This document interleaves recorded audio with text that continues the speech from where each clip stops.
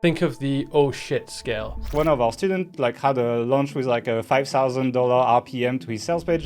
The skill set you need to do this, there is a huge overlap. I'm not a huge fan of free courses because if you don't pay for a course, you don't value it. One really important thing here is that having a value stack like this, it differentiates you from your competitors. Today, we're talking about what might be the most powerful way to monetize your content online. And no, it's not ads or affiliate marketing. We're diving into the world of online courses. Let me throw some numbers at you. $5,000 RPM. That's what one of our students in our paid mastermind achieved in his first course launch. And honestly, after reviewing it with him, there's a lot that he can improve on, but to put that number in perspective, it's more than 50 times what you can expect from a good ad-focused site. And this is just his first attempt. And courses are not just for people whose entire business model revolves around selling information. Of course it can be, it's an awesome way to scale a legit business, but courses are a versatile tool that can benefit a wide range of other businesses as well. To convince you, let me give you a few real-life examples of non-info companies using courses to grow their businesses. The first one is Samcart. It's a popular shopping cart software that sells a course called Creator You. It's a course that teaches people how to be creators and includes a lot of tactics that use Samcart to monetize. It allows Samcart to shift their sales message from buy a shopping cart software to learn a business model. And that angle works a lot better for Facebook ads, for example, allowing the course to generate sustained sales for their software. The second one is Ahrefs, the SEO tool we all know. They created an SEO course to complement their product. They don't charge for it anymore, but they used to. And most of the tutorials use Ahrefs and generated demand for the main product. And SEMrush, their main competitor, they went even further and they acquired Backlinko for millions of dollars. And one of the reasons for the acquisition was to offer the courses to promote SEMrush. Now, admittedly, these are two pretty big companies, but there are examples of small companies that did it as well. GetMeLinks, a link building service that created a cheap course on link building called the Link Report.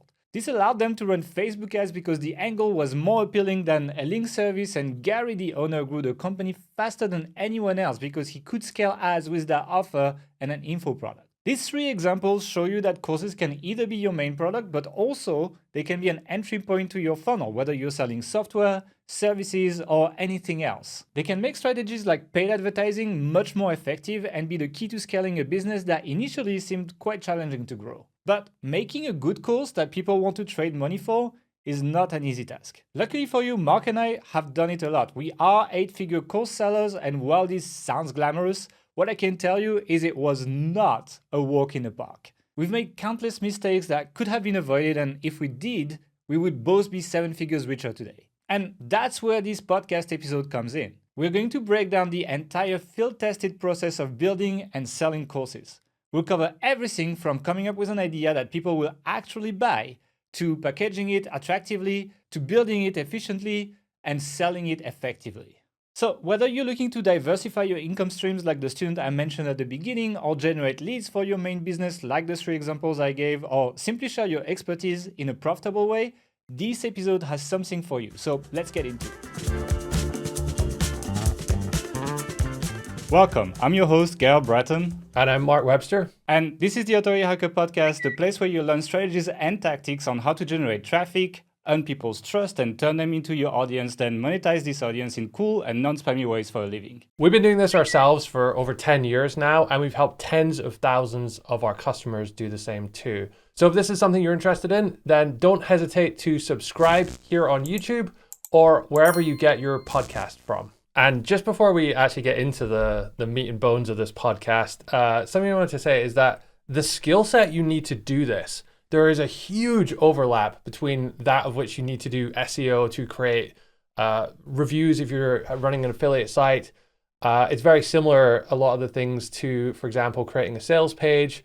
You go through a lot of the same psychological difficulties. Like the first, if you remember back, the first blog post you ever wrote, it was terrible, right?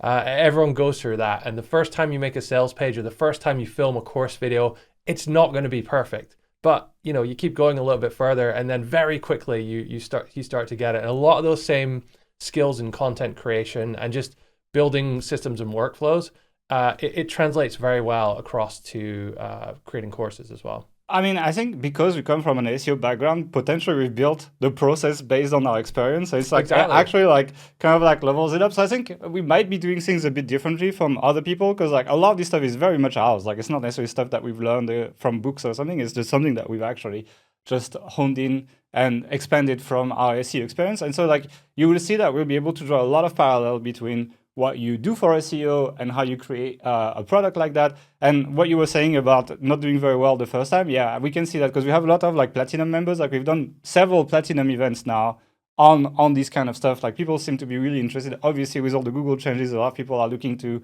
explore new business models, etc. And since it's something that we know pretty well, we've helped several people now actually get started.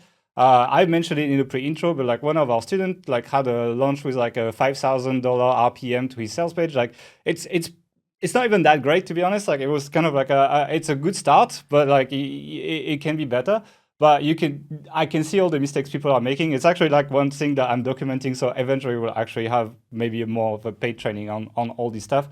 Right now, we're going to give you kind of like the rough version of all of that and how you go through the system, but we're not going to hold anything back. So let's jump in because there's a lot to cover. And I want to talk about first, like coming up with an idea, because a lot of people are coming in and they're like, okay, like, people are making money selling courses or it generates interesting leads, but I have nothing, guys. It's like, I don't know what to sell. I don't know what to do. And so it's kind of like SEO. Like if you create a course on something people are not interested in spending money in, you're going to make zero. The same way as if you create a blog post for a keyword nobody searches, it might be a great blog post, but you get no search traffic, right? So if you've taken like the authority system, for example, like, I have a very, very long like niche research process, etc. And honestly, a lot of this transposes to creating courses as well. Just you're going to look at different things and you're going to use different criteria. And I'm going to walk you through the process now. So I think like anything you do in marketing, it's like 75% of the result is from spending all that extra time on your research and getting that right. Anytime we've had big failures, it's usually been because we had kind of tried to skip that and just jump straight in.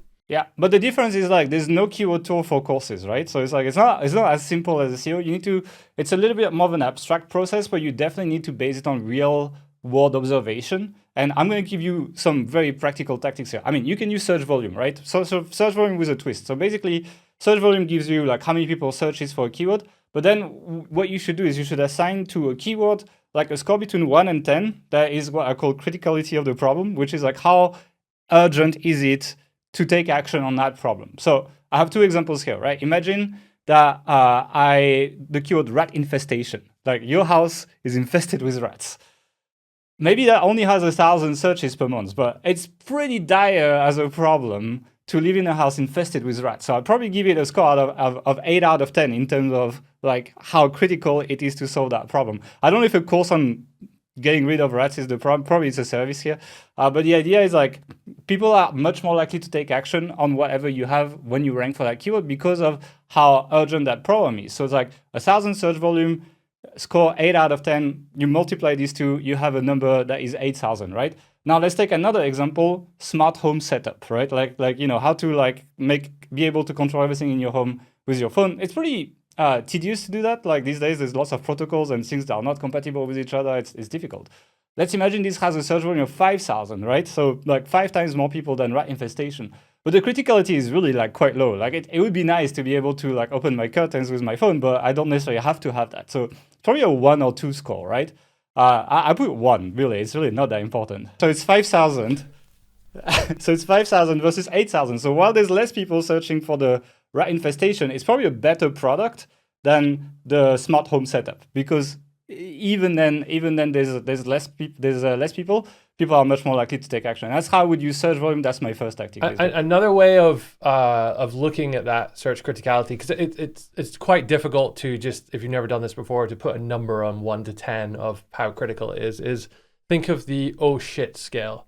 So if someone has this problem that they're trying to solve, how likely out of 10 is that person to say oh shit when they're faced with that problem? So like, oh shit, I've got a rat infestation in my house. Very likely.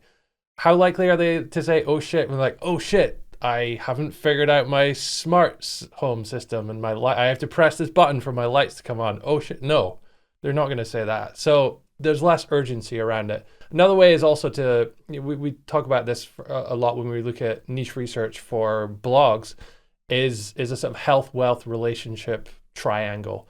And if you're in one of those areas, then very often you're higher up on that criticality or that oh shit scale. Not that I mean, the rat infestation or pest infestation is probably an exception there because it doesn't really fall under one of those three, but it's still a problem that I think it's really more like the solve. Maslow pyramid as well. You can take the Maslow pyramid and be like, how low are you on there, you know? So it's like, are you like on the like need for shelter? Like need for shelter is probably like rat infestation, like, oh, my shelter is not safe, for example. So it's like, it's pretty low on there. Whereas if it's like self-actualization, probably not as good. So basically you can use search volume, but you probably need to taint that number with like how critical the problem is to get an idea of like how much demand there is. Now, this is a pretty basic one, to be honest. And we're going to jump into the example because I actually ran a lot of this stuff that we're going to talk about in this podcast through a platinum event a couple months ago.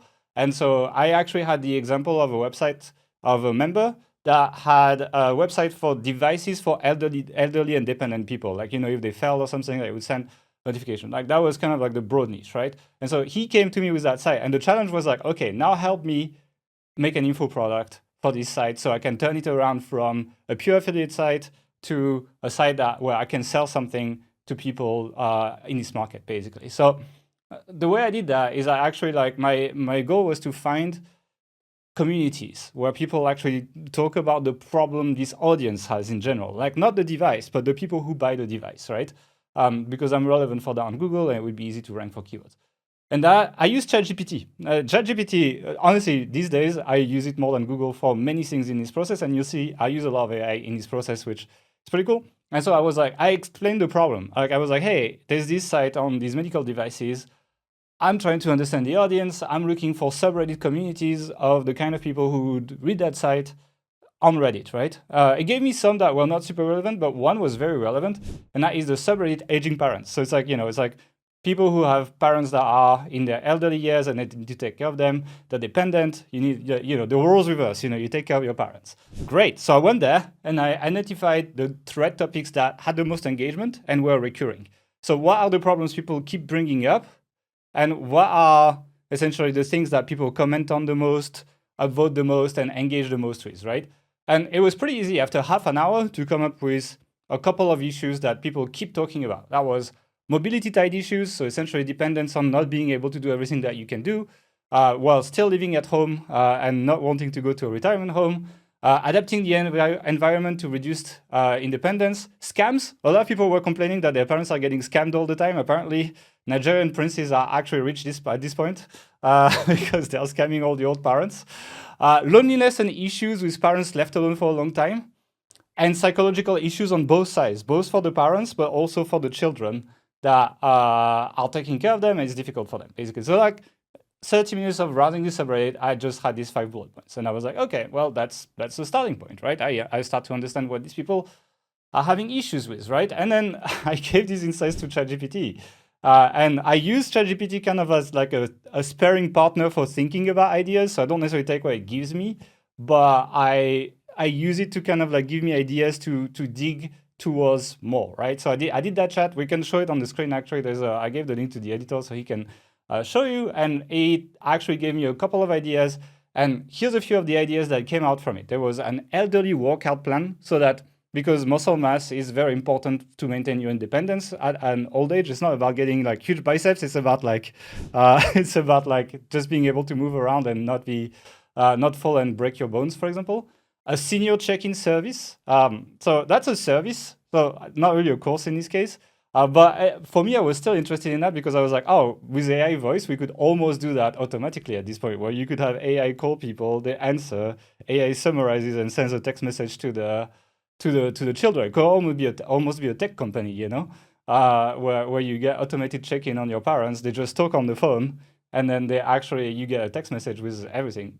But that's not really a course, so I didn't keep that. There was an online socialization community, and we'll talk about probably the challenge of this one. There was an accessibility course, which I thought was pretty good. Like, you know how you need to adapt your home for babies when you have a baby? Like, you know, you need to put these things in the power plugs, etc., so they don't put their fingers. Well, there's a little bit of that for like elderlies that are dependent as well, and it felt like an interesting one. Scam education course seemed to be quite interesting. So it seems like children are spending lots of time trying to educate their parents on like not replying to every phone call, text message, like this is not the bank that's actually calling you, etc. Probably would save them a lot of time. And then psychology services. So that's pretty much what we came up with. Not everything is a course, but I said I wanted only courses, so I kind of like honed in on that, and we decided to go for that basically. And then once you brainstorm the ideas, very similar to the auto system where you first brainstorm ideas and then you have to run it through a bunch of like metrics to actually decide if the idea is good. We want to validate our idea. And so similar to SEO, I took some of these things. And in this case, I took one because I don't have time in this podcast to do all the ideas. But I took elderly workout. I felt like it was pretty easy. Like there's lots of PTs. It's not that expensive to hire a PT. You could make a course with a PT. To most people, you need a course and hire a PT and work on a program together. You could make an elderly workout system. And my question is very simple. Are people making money in this niche? Is elderly workouts online a niche where people make money, right? And if you search that on Google, like you'll find like a bunch of like shitty articles on shape.com, etc. It's very hard to find paid products. And you'd imagine that there's no paid product and people are not making money. But again, ChatGPT is way better at this than Google is. There's a recurring theme here. But like I was like, hey, can you find me some paid workout plans that for elderly specifically, right? And it found me several. Like we'll show it on the screen as well. I have the chat. So they gave me like 7 or 8. I checked a few of them. So the first one I went to was Elder Gym Academy, sorry. And it's a sales page built on Thrive Architect, right? It's like I saw the boxes. I was like, it was a good throwback. They sell a membership for $20 a month or $120 a year. The question is obviously how many sales are they making, right? You want to know, it doesn't matter the price. It's just like how many sales are they making. And you're looking for proof of activities here. So I found like 45,000 subs on YouTube, actually, with top videos at over 500,000 views. No, just under 500,000 views, but still doing pretty well. And that's pretty much like the only thing I could get because their community is on their site. So I could not necessarily find numbers, etc. But I was like, well, YouTube is definitely showing some life, right? So I was like, okay, let's jump on to the next competitor. Like this looks okay. It's worth digging deeper. And I found like honestly, one of the best case studies I've ever found in this market ever. I mean, not in this market, but for like info products ever. I found a company called Grow Young Fitness. The site's pretty amateurish, but I went on their socials again, kind of as a way to see like how well they're doing. Their top YouTube video has 1.5 million views, and their YouTube channel has 140,000 subs. Their Facebook has 850,000 followers, and every post has hundreds of likes and real people comment. Like, it's not ChatGPT, you can tell. It's like, just reels where he shows you like, like move your arm like this, like it's like, I could be a PT for this. It's like, but like, it's quite interesting. And like, it's real. Same on Instagram, 462,000 followers and like so much engagement. One of the most engaging companies that like sells products that I've seen on these networks ever. And we'll see why in a second. On TikTok, you'd imagine old people are not on TikTok, but apparently they are because he has 63,000 followers and some videos with over 700,000 views. He's like the Kevin of elderly people, basically. And then what was interesting is actually they run their paid community on Facebook ads, on Facebook group, sorry. And so it's very which makes sense, by the way, in that type of audience, because a lot of more older people are on Facebook, but not necessarily on these other platforms. Might find it more difficult to log into a member area and things like that. And they know how it works. Like it's easy, but so it's like so it's only for paid customers, only people who can pay, right? The membership is like $10 a month if you pay yearly, or $20 a month if you pay monthly. Basically, some plans in between, but that gives you an idea. And in there is 30,400 people, which means that even if people are all on the annual plan, which is the lowest price per month, that's a $4 million a year business. And he also sells supplements on top of that, which tells me that this guy... One caveat there. So one nuance with Facebook groups is it's very difficult to manage them when you're running a membership or a course platform. And I've seen many cases where people just won't bother kicking out old members. So that 4 million or whatever it was a year is the high end of the range estimate. I think it's possible at least that there's less actual paying members than that in there. If they don't clean it, yes, I agree. But it's also, I took the lowest subscription plan. for this. So it's like you assume they probably have a mix of like people who pay quarterly, people who pay monthly. It's like quarterly is then $15 a month, so it's like 50% more money per member. I mean, it's still crazy successful. It's amazing. But that's just when you're looking at these numbers, you often don't have perfect data. Yeah, my point. Yeah, I agree. It's like take these numbers with a pin. It's kind of like traffic estimates on Ahrefs. Yeah. Very similar. Basically. It's a good guide, but you wouldn't bet your house on it, kind of thing. But still, this guy is definitely making 7 figures a year from his courses. If you add on top of that, he also sells supplements and runs heavy ads to it. So I went to like his ad manager, and he runs tons of ads. Like for the workouts, he runs chair workouts ads, which is like literally like people can't even stand, but they just like sit on the chair and they just like do some small movements basically. And apparently it's very popular. But he also sells a ton of supplements to these people who love him. And I would bet that he's not far from 8 figures a year if you combine the supplements. Also, he sells DVDs on Amazon. People buy DVDs for elderlies on Amazon, and they have hundreds of reviews. And the workouts as a membership, basically. So if you add that all up together, I would not be surprised if it was either high 7 figures per year or low 8, or like closing on 8 figures per year in that niche. And to me, that's pretty much all the validation I need to tell this is a great market. Now, I found other competitors. I'm not going to go over them because this podcast would last literally hours if we kept going with that. But the idea is that, yeah, it's a very, very, very juicy market. This guy is not necessarily executing very well. Like his video ads are just like filmed on his phone, same with his videos, etc. It's not very, very hard to set up compared to how much money he makes, basically. Very, very big opportunity here, in my opinion. And now for a quick word from the episode sponsor, Search Intelligence. Do you remember this campaign? It was all over the news. It is the most intelligent royal campaign. With over 100 links generated in the world's biggest online publications, this is one of the most viral PR campaigns of 2021. This is how we've done it. The methodology was pretty simple. We looked at the QS World University rankings for the institutions attended by key members of the royal family to discover which royal is the brightest of all. Meghan Markle came out on top, followed by Kate Middleton and Prince William. We put these findings in a press release and sent it to mainstream media and journalists who write about royals. From Russia to the UK, the US, Vietnam and Japan, this story got massive coverage, landing over 100 links and created a massive buzz on social media. Simple research, but a great story that journalists love to write about. I hope this will put you on fire and will give you inspiration. Thanks again to the sponsor of this episode, Search Intelligence. If you're looking to boost your link building with high-quality digital PR campaigns, head over to search-intelligence.co.uk. And now, back to the episode. I have a question about validation. So have you seen this concept before where people will, when they have an idea or multiple ideas for a course, they'll try and sell them all, and then the one which sells the best, they'll actually build, and then the others they'll just refund to everyone? Have you seen people execute on that before? Like, it's basically like selling it before you make it, right? Yeah. Like, is the idea, right? What's your thoughts on that as a way of validation? Because there's this concept, right, that like people will tell you what they want, but you only really know what they want by how they spend their money. So first of all, it depends. You need an audience to do that. You need an audience to do that.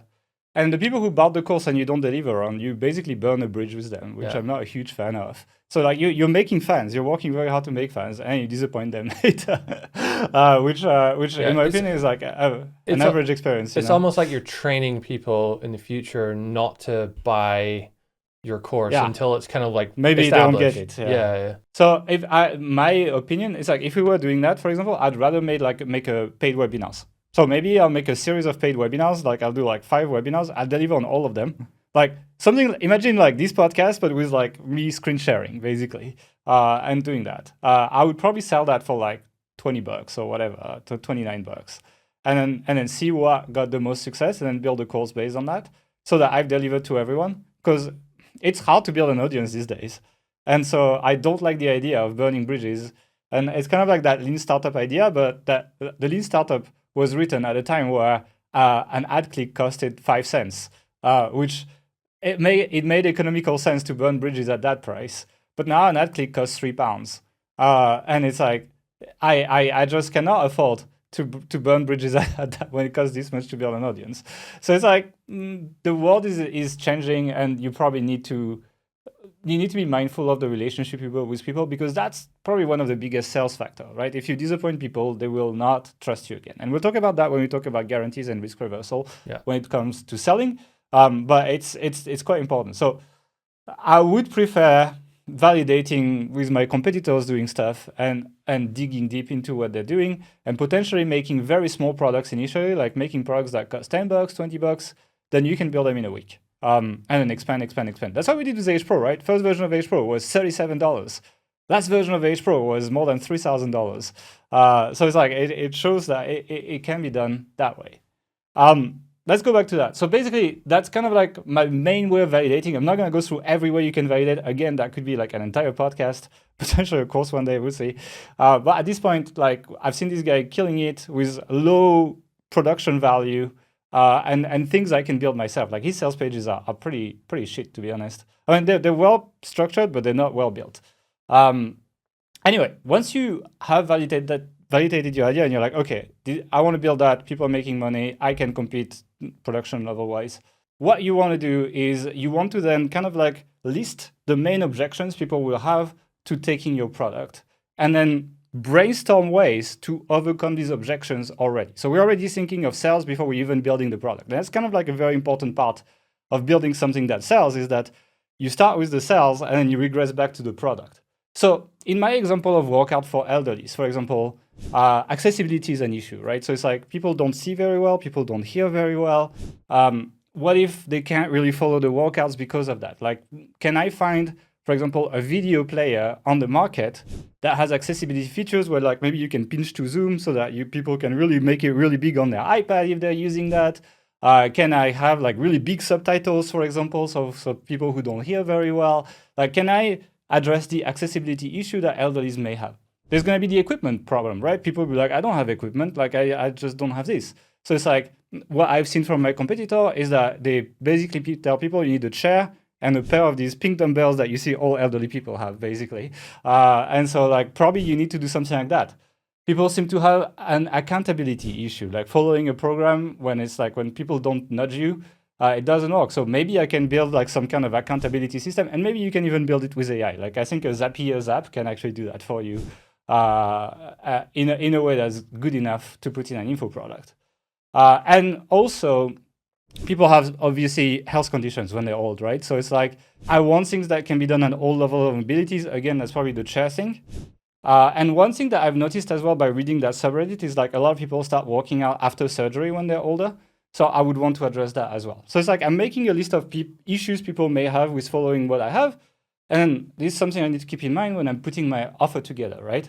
And then after that, we're essentially building what we call the stack. And the stack is that part of your sales page that summarizes your offer. So we want a list of bullet points of everything that's going to be included in what we're building. And that's going to act as our checklist, but we're building it with the mindset of selling and addressing objections, which is why we've listed objections before that. The idea here is really to make the offer so ridiculously good that it really takes any kind of doubt out of the purchasing decision. So it's like, oh, I'm getting all of this for only this price. Wow, that's amazing. And then people are much more likely to buy when you present it to them. There's also this like psychological paradigm or whatever you call it. It's called the bundling effect, where if you have like 6 or 10 different items, even if they're all, like, say they're all $100 each, 10 items, so it's $1,000.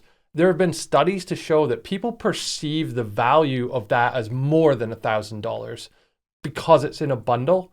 So that's why you often see a lot of, not just with courses, but with other things that people sell, they'll kind of bundle it with other things, and they're playing on that psychological trigger there. Yeah, and I want to go through the stack that we have for the auto-site system so people get the idea of like how this is put together. So like the first item in your stack is always your core offer. So in this case, like we put like 196 video lessons. That was a lot of lessons in TAS. But the idea is like, okay, the lessons, basically, they're here to teach you the main thing, which was like building an affiliate site, basically.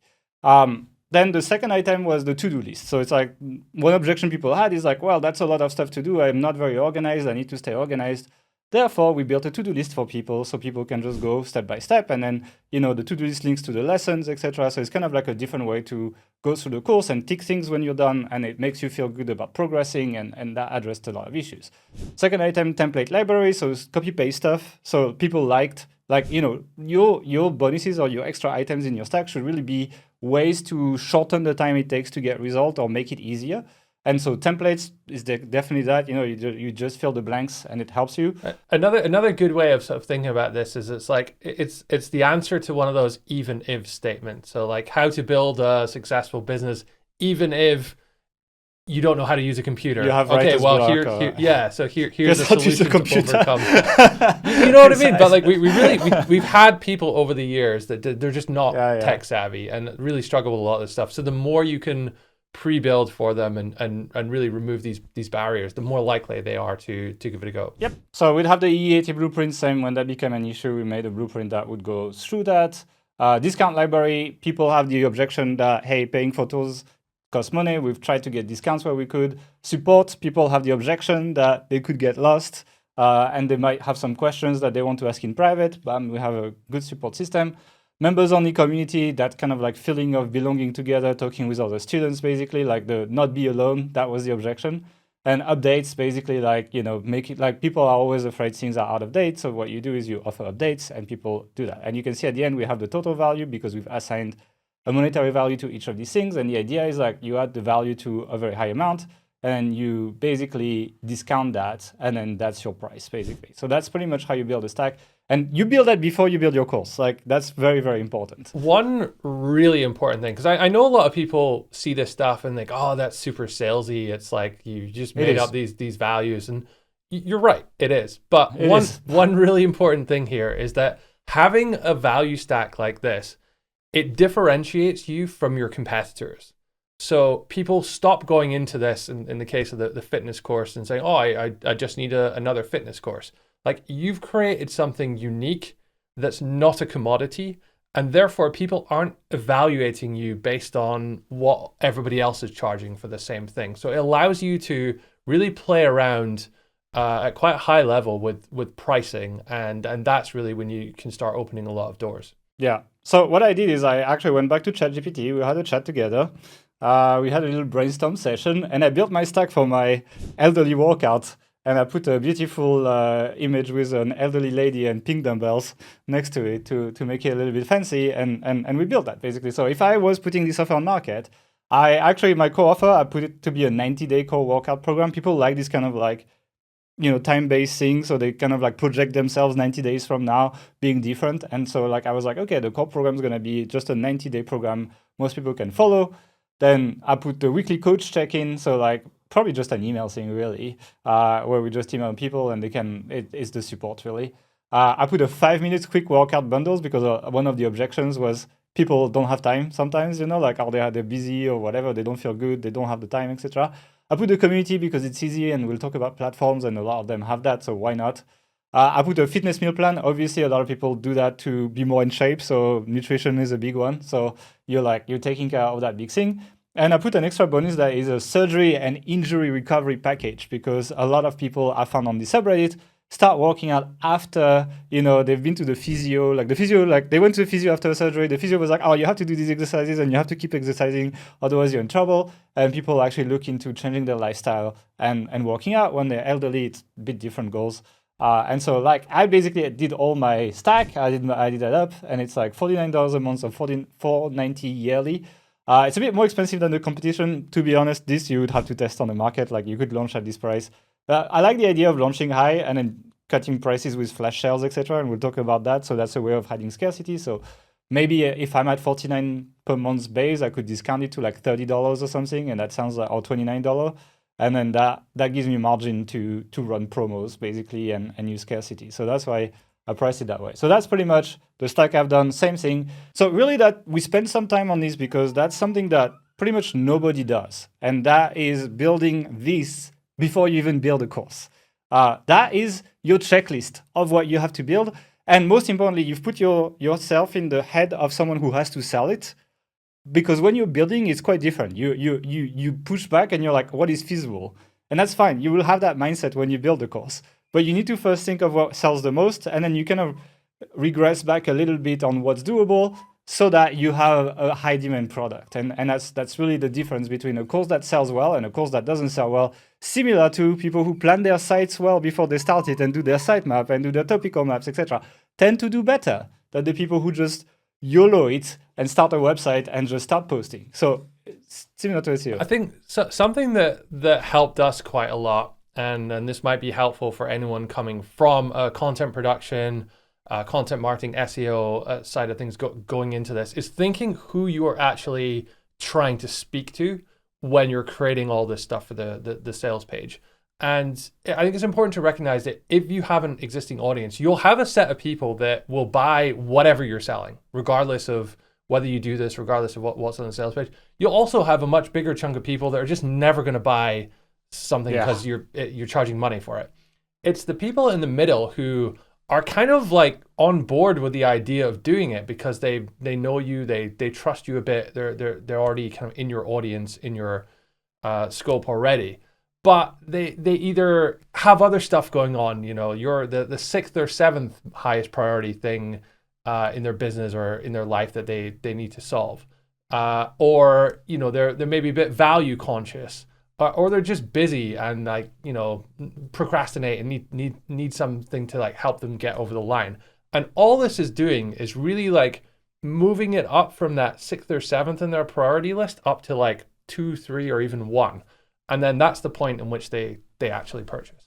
Yeah, so it's you're convincing the indecisive people basically, and that's exactly what a value stack does. It reduces analysis paralysis or decision paralysis and lets people take action. It also presents your offer as a comprehensive solution to the problem. Not you're going to fully solve the problem. That's why they're buying the course. They don't want the course. They don't want the videos. They want the solution. They want the problem solved. And also, a lot of people just don't read the sales pages. So presenting it as a stack on the sales page at some point, quite often, our top call to action scrolls you down to that stack with the price. So people who don't want to read the sales page, they just want to see what's inside quickly. That's a snapshot. And it's also helping us shape some of the emails. So we'll talk about that later. And we have more tools to move indecisive people. Really, it's the game, right? It's find this pool of indecisive people and it's kind of like an election. It's an election, there's people who, there's the people who are for one party, for another, you won't change their mind. It doesn't matter. The swing voters decide all the elections. Yeah. Exactly. So it's this is what we're trying to do with the sales process, basically. So that's pretty much it. Build your stack. And now you're ready to build your product. That's it. That's the point where you validated that people are making money with this angle. And now you've built a stack that's inspired by them, but not copied. You will see I'll have different things like the surgery stuff, etc. And you have a core offer that will act as your checklist to build a product, right? Now, we're not going to go into extreme details of every technical aspect of building a course because, again, that's something we could talk about for 6 hours just on that topic.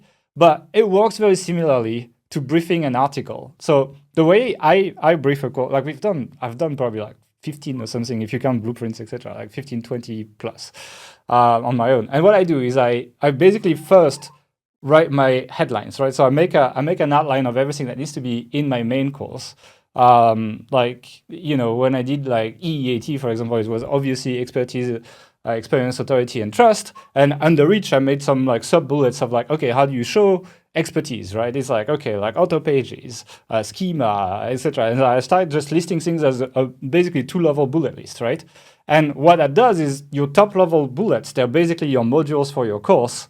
And your sub-bullets, they are your lessons, right? They are what's going to be inside there. And then after that, for each sub-bullet, you have to make another breakdown of how do you explain that? So how do I do a good author page, for example? And then you go back to your notes, you go back to your experience, you hire people and you consult with people. I have calls with people when I prepare that. It's the goal is not necessarily that all the information is yours. It's more that it's packaged in a way that you get everything in a 10-minute to 15-minute video plus notes below, basically. So it's and then it's also about having coherence from one lesson to the other and kind of grouping everything together. That's what building a course is. And it's just a big outlining game, basically, with bullet points. I think one of the first questions people usually have is how long should the course be and how long should each video be? Is there a guide for that? I mean, obviously, it depends on the topic. So it quite varies. But like for B2C, I would argue like long courses are not a good idea. Like I'm not very excited by the idea of rebuilding something like TAS. Looking back at it, for example, like you could see it was like 198 videos. I think that's too much. I don't think most people go through the whole thing, and so like you're losing people. Like if I was like my favorite size for course now is like about 20 to 25 lessons, which allows you to go in depth enough. Like if you have 10-minute videos and you have 25 minutes of them, that's a lot of content already. We're talking like 4 hours plus of content. You can go in depth in stuff, especially if you edit well and you just get quite condensed.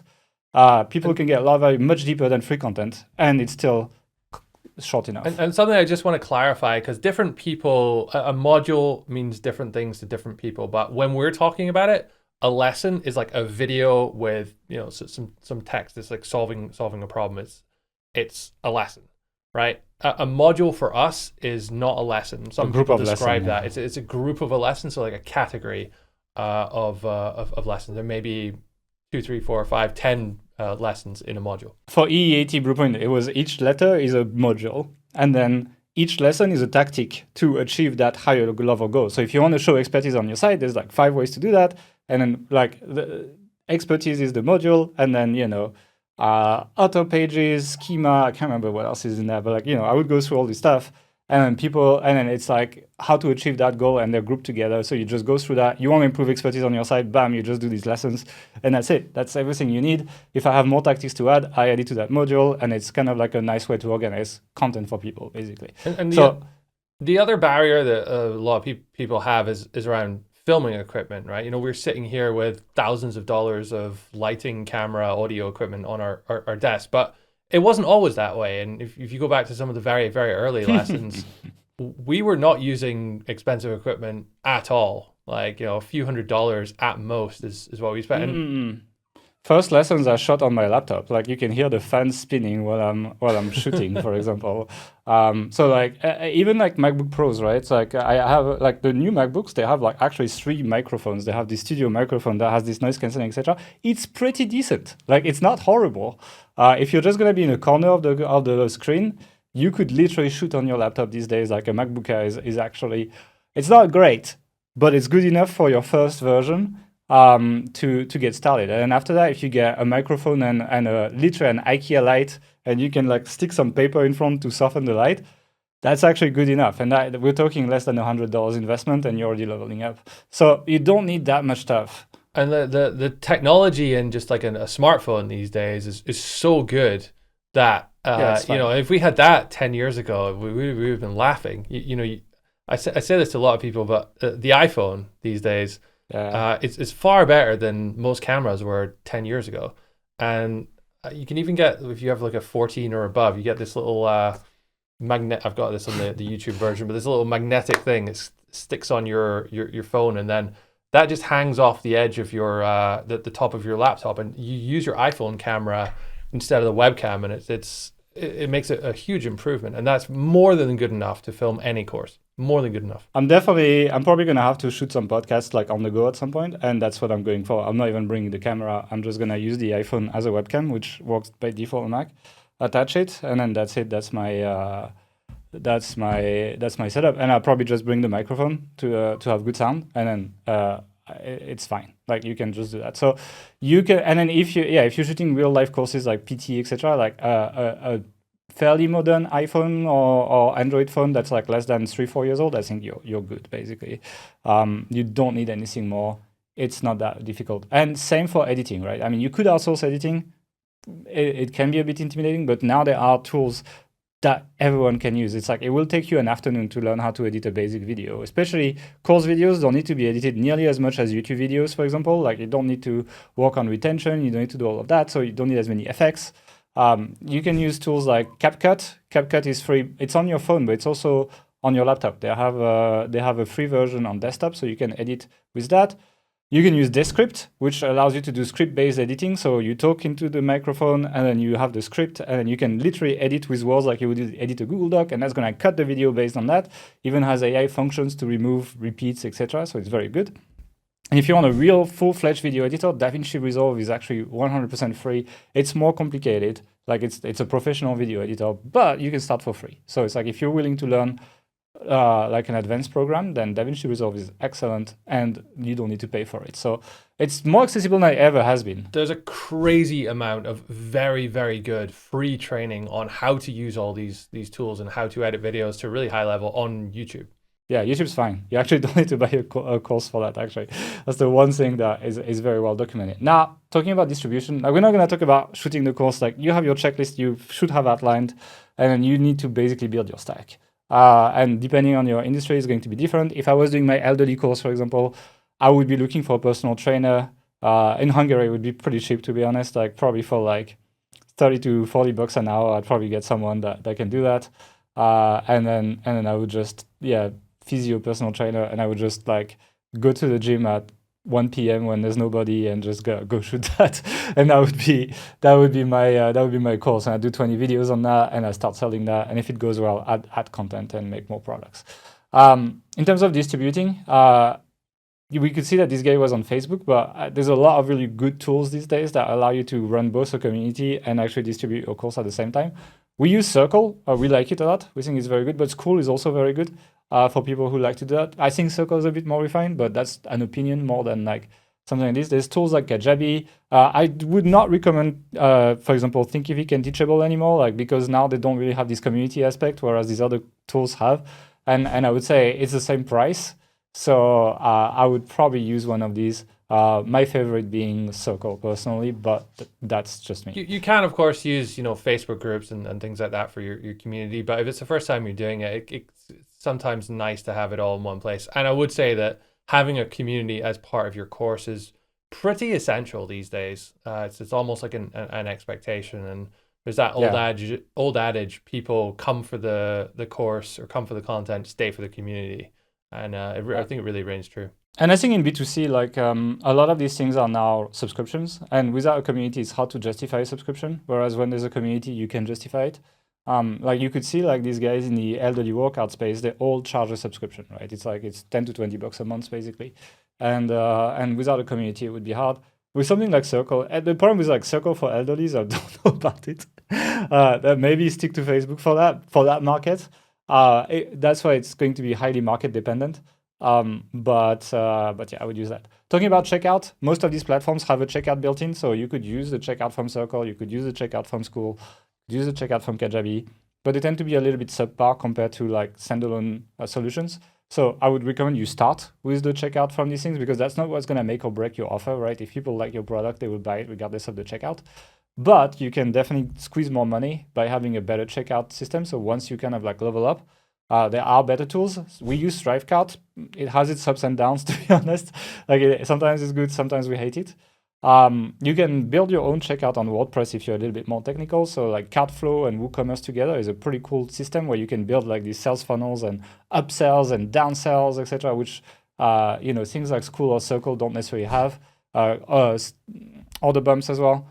So these are all the things. We're not going to go through this because like, this podcast is going to be 6 hours otherwise. You can use, there's also Shortcut that is interesting at this point. It's kind of like an alternative to WooCommerce on WordPress if you want to do that. But otherwise, Thrivecart, if you're on the standalone solution, is still the best because there's no subscription. Like otherwise, the other cart solutions tend to add up over time. Thrivecart is like $400, I think, for the smallest plan for like one-off, and then you never pay again. And we've processed like millions of dollars through it. And we've never paid them again, which is very nice. And just to point out for these solutions, you do need your own Stripe or Braintree or other merchant account, which is very easy to sign up for and get approved for these days. It used to be quite challenging, but Stripe and these tools make it quite easy. You can use PayPal, obviously, if you want. We use that in the internet marketing space because a lot of people use PayPal, but there's some issues with PayPal. It's quite expensive and yeah, just it's old. The technology's not very good. In terms of setup, there's a few other things that you need to set up as well. You need a customer support email address. Like make sure people can actually get back to you. Like you can have a custom support system. You can start with an email address. It's probably good enough to get started. Like we're really looking for the bare bones setup here. And you need to add some pages on your website, like your refund policy, your terms and condition, disclaimers, like all these, like pages. If you are a merchant, then you should have them on your site, otherwise it's not good. So make sure that you go through that. You can use AI to help you write these pages. You can no index them so that they're not indexed by Google, whatever. You can do all of that, but add them to your site. So you're a legitimate merchant, and not, and you need these to run ads as well, for example. So yeah, build these, otherwise you can't even get banned from your ad account. So that's pretty much the tech setup. Like, we don't want, again, if you want more on that, let us know in the comments, because we could take any of these sections and talk for an hour on it, honestly. But we need to go. So let's talk about building a sales page, because I think that's, from my experience with like seeing a lot of Platinum members kind of like transitioning to this model, that's probably the most challenging part. Most of their sales pages are not very good. And so they can be better, and I think that's something that we can help on. But I'm going to go through what I think is going wrong with people and how to structure it overall. First of all, you don't need a specific tool to build your sales page. Don't buy another tool. Save your money. If you have a modern WordPress website, you can build your sales page on it, whichever builder you're using. We're using Generate Blocks. All our sales pages are built on Generate Blocks. It's lightweight. There's a free version. You don't even need to pay for it. But if you use Elementor, if you use Bricks, which is very good these days, anything like that, they're all excellent choices, and you can build a sales page on all of them. So don't buy a sales page tool or something like that. You don't need that. And with the WordPress pattern system these days, you can really quickly build sales pages, elements, and just reuse them many times, and it's fast and easy. So highly recommended you just stick to WordPress. There's 3 tools that you can use to boost your sales on your sales page, right? And we're gonna sprinkle them throughout the elements, throughout the sales page when I'm gonna talk about the structure, but there's basically social proof. Social proof is people using other people's trust so that they don't have to fully vet you. That's something that is achieved through, for example, logos of companies that have featured you. So like, if, I'm not gonna say false because it's not exactly an editorial standard at this point, but but if you're featured on, I don't know, Wikipedia, The Verge, whatever. Wikipedia is not either. Come on. Whatever, like some big newspaper, or like for us, we put like Ahrefs, SEMrush, etc. Things like industry specific is better than generic. If you feature there, then that is social proof basically. Then are there like big personalities in your industry that endorse you or have said something nice about you? And also, did people get results with what you are selling, basically? So like in a lot of sales pages, that's going to be testimonials and before and after. It's quite hard to get those testimonials though if you're doing this for the first time. So one like good hack here is before you do the launch, you should probably do this anyway just to kind of like test out your product, but like gather a group of eager people who want to test it out. Give it to them for a few weeks, for a month, and then for free. For free, and then get testimonials from those people at the end, and they'll be genuine. There's nothing worse than like a fake testimonial. John from California with no photo says this is the best thing ever. Yeah, people see through it. Yeah, and actually, it's something you can do on Reddit. So while I was researching the elderly workouts on Reddit, I found people that launched like a check-in thing for elderlies, and they just asked people for feedback and gave it to them for free. And that's how they collect testimonials. That's how everyone in e-com that launches a product on Amazon does it as well, right? They send hundreds of products for free. People drop reviews, that boosts their rankings. They start selling organically, right? So very similar. And on info products, it costs you nothing to give it for free. So really, you should do that effort at the beginning. That's basically social proof for me. The second thing, the second like selling tool, main selling tool is guarantees, right? Why? Because that removes risk from buying from you. I mean, lots of people are afraid of scams online, right? It's like they think you're going to take their money, give them nothing, or do something bad. You have their credit card information. It's scary, and so on and so on. And guarantees is something which I feel really strongly about. There's not too many people in our industry that actually offer them, and I think they're making a mistake, to be perfectly honest with you. So one thing that a review really demonstrates is that you have a lot of confidence in the product or offer that you're presenting. So that people pick up on those subtle cues and are more likely to buy. I think there's no actual big study that shows that having a guarantee, a money back guarantee, will get you more sales than the amount of money you lose from people that refund. There's anecdotal evidence that it's very difficult to do that at a big scale. We certainly feel though that whenever we've offered guarantees on products, and we haven't always done this, certainly other projects and stuff in the past, it's always been a big convincer. It's always been a big way that gets people to leave kind of positive sentiment about the product. So even if they buy it, it's not for them, they don't get value, they're too advanced, whatever, fine, they get their money back, and that's a good experience for them. The reverse is that, you know, they buy this and then they realize, oh, I actually don't really need this, or this isn't quite for me, and then they can't get their money back, they're stuck, and then it just leaves a bad taste in their mouth. And I think that's unnecessary for you know, a little bit of extra revenue here that it could generate. I think what it does also is it prevents bad reviews online.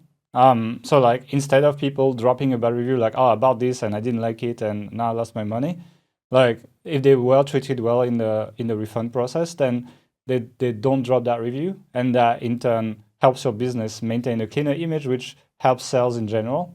So it's like there's a lot of like kind of like long-term investment that you're doing by doing this, but you don't have to just offer your money back to offer guarantees, right? Your support system is also one, for example. Like you're not going to be left on your own when you purchase this, especially for like elderlies, for example. In the example I had, that's a very important one. They need some extra support. That's why you need to charge a bit more for them. One other thing about the guarantee is it essentially works as a free trial, but if you do a free trial, you get a whole load of people signing up that are just not serious about getting results or not serious about buying.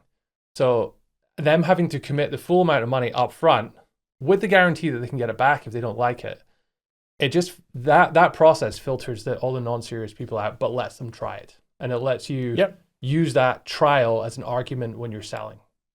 Yeah, we use that a lot. Like I'll talk about the emails in a second, but like, you know, one of the last emails is like try our product risk-free. And so the idea is like, because you can get your money back and we offer all these guarantees, there's really no risk for you to try for 30 days or 60 days or whatever you offer. And so like, go ahead, look at our reputation, we will give you your money back. And usually what I do is I actually put screenshots of people who got their refund and thanked us for getting their money back. Because what it does is it shows that it's actually happening. It's not just our word, it's actually, we actually do it, right?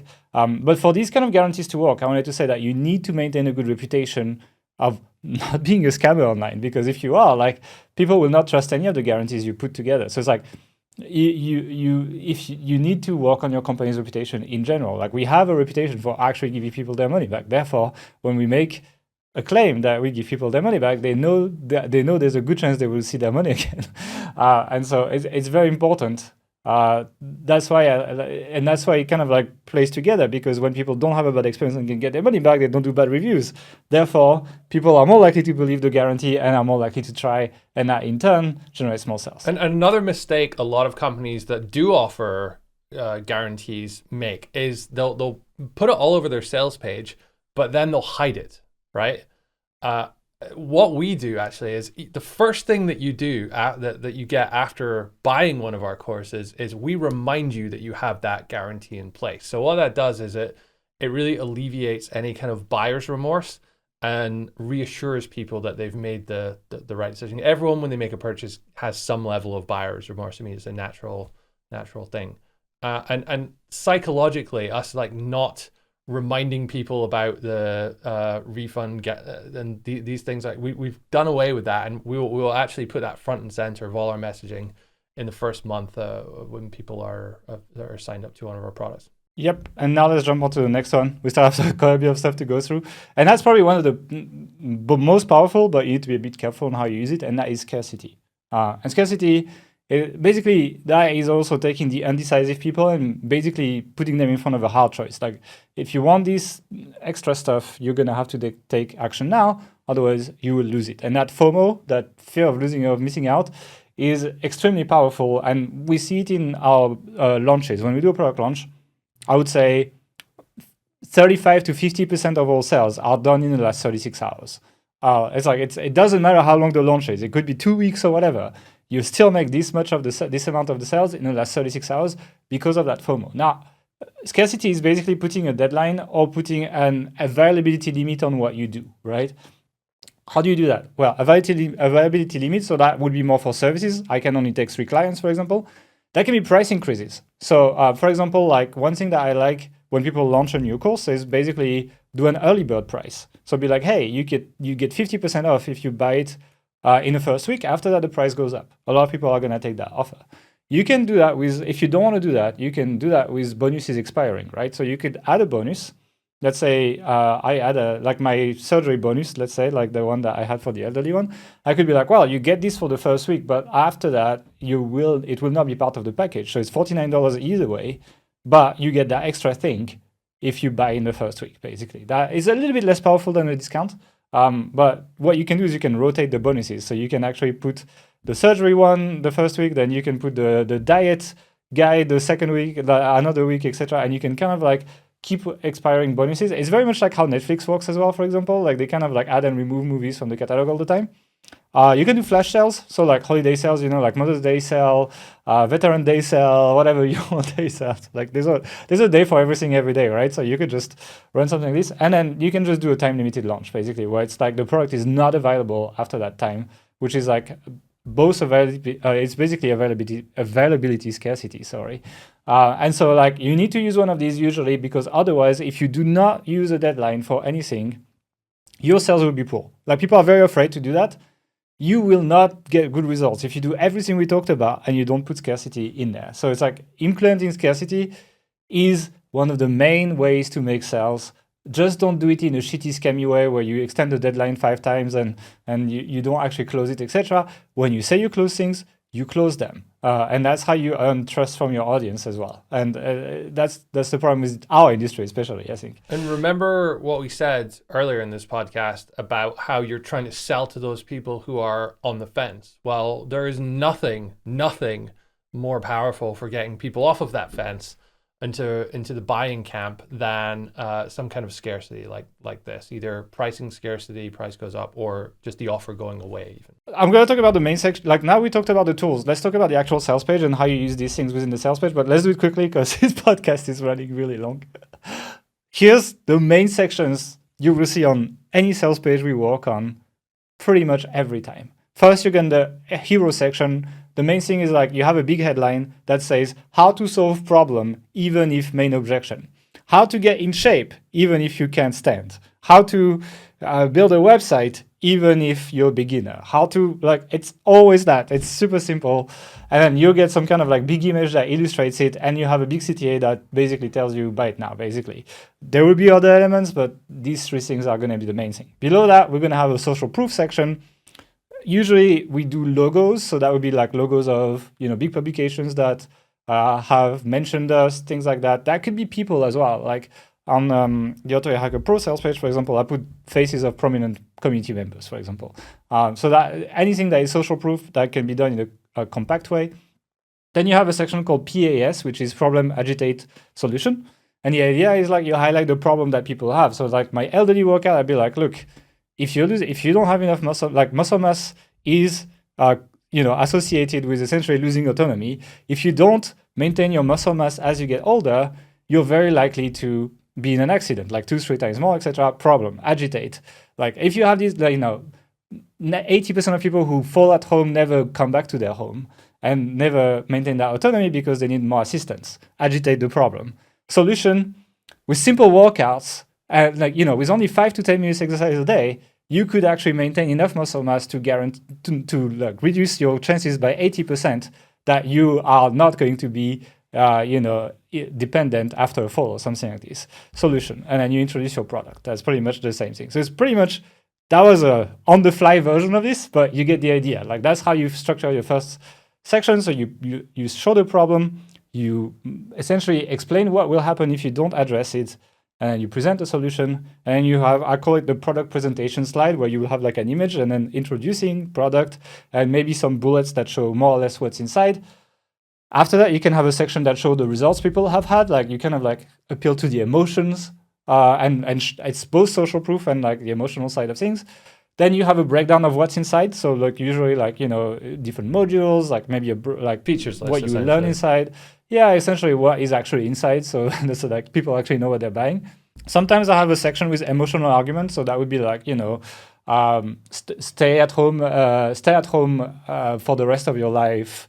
That would be like have fun and connect with the community, like things that are like not features but like benefits of what you're getting from the product. And then after that, when I've put people back into an emotional state, then I introduce the pricing, and that's my stack. That's what we've built when we planned the course, basically. So like that should be done already. Then I introduce the guarantees. So when people understand the price, you introduce risk reversal. So that would be like you can get money back. There's a support system. We have a community. We have like all these things that essentially make you feel like it's less risky. We tend to have a section that explains who is it for, and that is essentially for people to recognize themselves, right? They read this and they're like you're an elderly person living alone at home, and you're losing mobility, for example. Like that would be, and then it's like if people see that, they're like, yeah, that's me, and so they're likely to buy it. And then after that, I'll put a testimonial role. So that's usually, it's pretty frequent these days. There's even companies that actually now just sell that feature for your website with a way to manage your testimonials.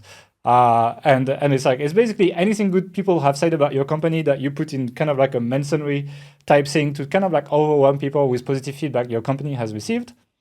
Then you have an FAQ section that takes the main objections and addresses them in plain language if you haven't had a space to do that on your sales page. So all the stuff that you couldn't address on your sales page that often hits your support section, like we use the support tickets that we get to come up with FAQ sections usually.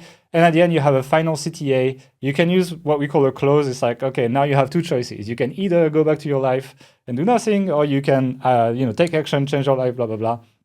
And you put a button and people can buy. And then you have your footer, basically.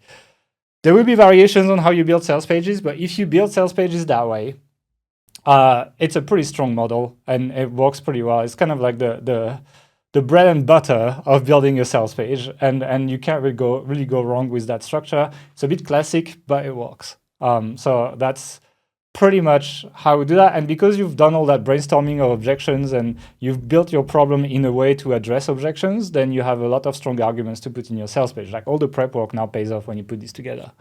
Because you put yourself in your mind before, in the mind of selling before, basically. Well, one thing I'd just add to this is like I think it's quite important to put some information about like you and photos of yourself, put your own just because like people want to know who they're buying from, and I think that like personal connection on it is quite important. Yeah. Okay. Yeah, you could add the like about you. You could put it after the who is this for and before the testimonial role. That's probably where I would put it, like towards the end of the page.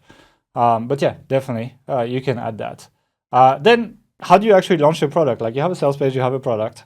I've done my workout for beginners. I've built a website. I've built everything. I would definitely start with a product launch, right? The idea is like, I would probably, if you already have an audience, I would probably just try to sell to them on my first launch. My idea is like, maybe the first launch is not the biggest because I'm not going for a cold audience, but if I'm missing testimonials, which you often are when you're launching a new product, then your first batch of people will eventually become your testimonials. And so I'm just taking my warm audience and making a 5 to 14 day product launch. And it's like, okay, it's available for 5 to 14 days. I'm closing it after. Or you could do the early bird if you wanted. And the way I would organize my communications through my email list would be, I would send value emails like a week or two before the launch that are around the same, the topic, like in this case, like maybe mobility decrease and like living at home alone when you're an elderly person, share some stories and that kind of stuff, just pure value stuff. And just in the PS, just tease that something is coming next week or the week after that. Then the day you launch, just send a very short email saying, hey, the product is live, check out the sales page. The sales page has lots of information for people to consume already. There's no need for a big email to overwhelm people even more. Then the second email would probably be like essentially my stack. I tend to explain my stack, which is just like a headline, what's inside in like a paragraph or two for people who are too lazy to read the sales page, so that they actually read it. Then you get to the mid-launch, which tends to be your lowest volume of sales. If we relaunch the product, I put a what's new email. So I put like whatever has been updated, customer stories and results like testimonials, etc. Like you take your time to show that. And we have an email called 5 reasons. So like 5 reasons to buy the mobility workout program. 1, your chances of injury will reduce by 60%. 2, it's actually fun and you connect with people, with other people of your age, with similar interests than yours. 3, and it's accessible. So even if you have issues, whatever. And then I would just give 5 reasons for that. And then I like to make emails that like zoom into bonuses as well. So like I'll pick one bonus and I'll write an email about it. So let's say the post-surgery bonus, for example. I'll be like, imagine you just came out of surgery. It took you 2 months to start walking again. It's been complicated. It's been difficult. Your physio has been hammering that you should be like doing some exercises if you want to gain your mobility back. And then I'll just jump into what's inside, maybe some testimonials, etc. Then the end of the launch, you need to send several closing emails, right? We send 2 or 3, actually. It's quite heavy. The reason I would rather cut emails in the middle of the launch if you want to send less emails than cutting end of launch emails, because they just make so much more money, to be honest. In your close emails, they do 2 things. They remind people of guarantees, so money back, support, etc. And they play on the FOMO and the closing soon, basically. We use a tool called Deadline Funnel that shows the deadline on the email. And they tend to be very short. So you just pick one thing, be like, hey, like one of the emails is like, try the product risk-free. And that's explaining the money back, showing some screenshots of people who got their money back, a big timer showing it's closing soon, and that's it. Another one will be just like closing in 6 hours, guys, and then last email or something, and people will just click on the email and buy. And then for ads, I would just do retargeting to start with. And when you have purchase data, I would play with cold audiences, actually. Like start small, get some data, collect some testimonials, and then do that. And then if it's successful, or if it's semi-successful, even usually it's not super successful on your first one, and that's okay. If you had some sales and you did okay, then you can repeat that 2 months later and basically make notes of what went wrong and change that. Like we do always test our emails, we do A/B testing with our tools, etc. We keep improving things. Same with ads. And eventually, when you have sales data, you can open to affiliates. And you can open to cold ads to bring in people who are not part of your audience and actually grow your audience with your product. So that's pretty much the process from coming up with an idea to doing your first launch, basically. And then after that, having a product that you can relaunch, having a product you can evolve, and you can expand that. Anything I forgot in the last steps? So maybe the abandoned cart sequence. Yeah, okay. What a lot of these tools do, Thrivecart, for example, what we'll use is it will identify when people come to your cart and then don't check out, and you can trigger actions from it. So a real simple email that can, increase your revenue by 10% or something is when someone abandons carts, check that they haven't already bought, and then send them an abandoned cart email. Hey, you were just about to check out. Here's a link to check out again. And again, it's speaking to those people who are kind of on the fence, and they just need like a little nudge to make that buying decision and get over the line. It's our highest sales volume email in all of the launch, actually. It's always the cart abandonment email. Like it's only a few hundred people who get it, but it's the one that generates the most sales. So very, very important. Another reason why it's a good idea to use an independent shopping cart that has these functions over something like Circle, etc., because I don't think they will have that at least as well implemented as like a real shopping cart. So that's what you get when you switch to a proper shopping cart. Another thing I wanted to say as well is that we're actually opening a JV branch to what we're doing. So we really, well, I mean, we've done that several times for a lot of products, etc. And we are actually partnering with very few people. We're talking like 1 to 2 people at this point to essentially, they provide the audience and the content, and we build the funnels with them, and then we run a profit share. So it's not an agency, it's nothing like that. We actually are looking for profit shares here and joint ventures. If you're interested, there will be a link that is pinned on YouTube, or there will be a link in the podcast show notes. I'm not even going to talk more about this. Fill the form, and then we'll see if we're fit, basically. So yeah, that was pretty much it. That was our run on like how we build launches, how we build courses, and I really think a lot of company types can use that. Whether you're SaaS, whether you sell a service, etc., courses are a good idea. And I'm not a huge fan of free courses because if you don't pay for a course, people don't value it. Yeah. Exactly. You don't watch it. They don't take action. And one of the biggest challenges with courses is actually getting people to go through them. There'll be a significant percentage, like 30-40% of people buy your course and never go through it. Even when they pay, yeah. Exactly. And if it's free, that number's like 80%, something like that. Yeah. So that's the game, is getting people to take action. And that's why I would argue that like a cheap course will probably get you better results than a free course. And it's like, what you should do is you should charge for it, but you should charge very little compared to the value you provide to people. And that is going to be a very strong lead generator. You get less people going through it, obviously, but the people who buy will take more action and be more likely to upsell to the main service you're trying to sell, actually. And you know what? Even the people that buy and don't go through it, they'll still have a scan through it and think, oh, there's a ton of value in here. This was a good purchase. Even if they don't go through it, they'll still think it was a good purchase. Yeah. So that would be my recommendation. We gave you some examples at the beginning of the podcast. If you enjoyed this podcast, let us know in the comments. That was quite a bit to prepare, to be honest. So I'd love to hear that in the comments, and also drop us a review on the audio podcast platforms if you are listening there. We haven't been pushing this very much recently, but we should definitely do that. So thanks for listening, and we'll see you in the next episode. Bye-bye. Bye.